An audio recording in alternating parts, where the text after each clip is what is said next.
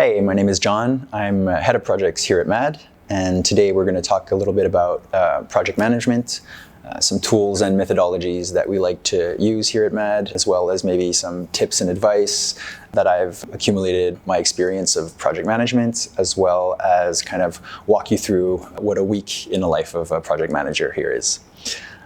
So first of all, I think it's important to know that no two projects are always the same. The approach is always different. Even if the project is within the same industry, there are a lot of variables. Certain clients have different needs, different requirements. Their business models can vary. The message and the goals can also be very different.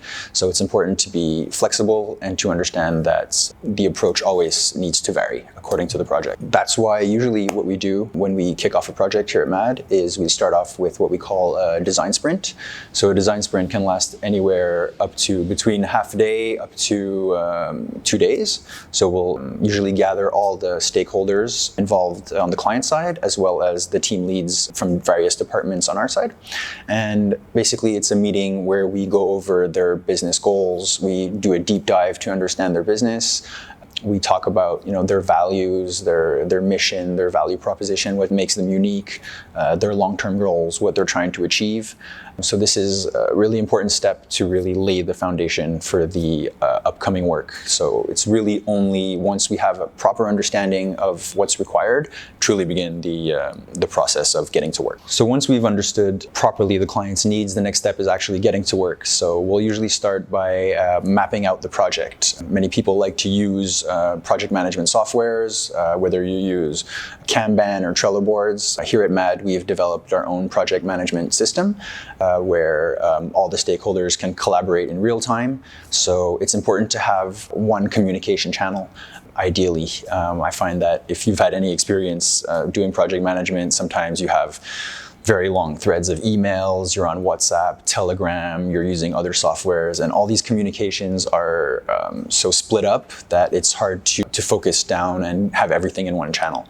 So ideally, you want to have everything consolidated in one area so you can always be able to refer to it, and that really helps with organization and not getting overwhelmed. Once we've mapped out the projects, what we do here usually we'll deliver project steps in what we call batches. So in the example of a website, we'll do batches per sections of the website, sometimes split between 3 to 4 batches.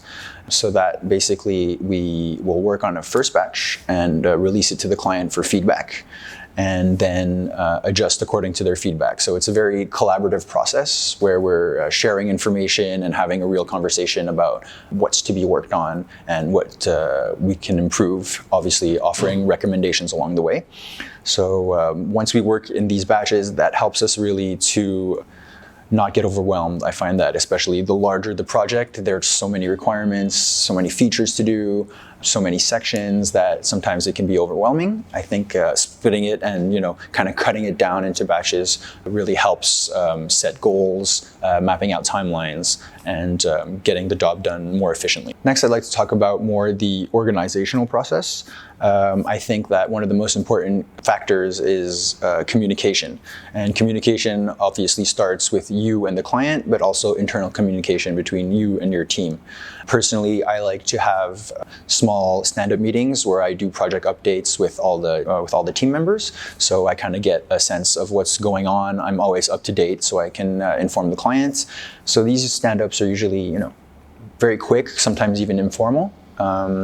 5 to 15 minutes kind of where they show me the work that's been done, what we're mapping out for next steps. So it's important to have these at regular intervals to not lose track of the project, and also to make sure you're up to date and you're aware of all the ongoings. After that, there's the important communication with the client. So usually, depending on the type of project, I recommend having something like minimum once a week check-in with the client where you can update him on what's going on.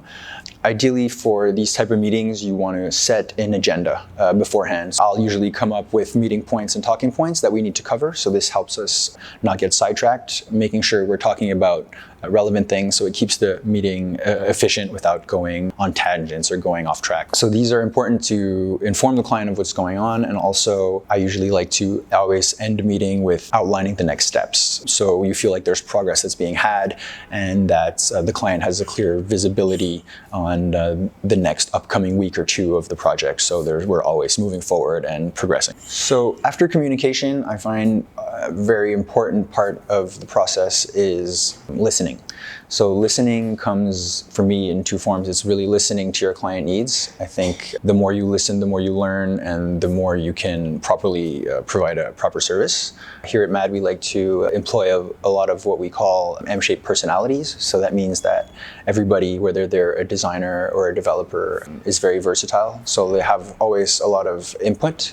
So it's important to kind of listen to everyone's solutions, recommendations, and then offer that to the client as best practices or advice that we can give to better their business. So always, usually a client will have ideas and requirements that are set, but it's also our job to, have them think of extra solutions to their problems or to provide new recommendations that might better their business. So thanks for taking the time to listen today. I hope you learned something and that this was helpful.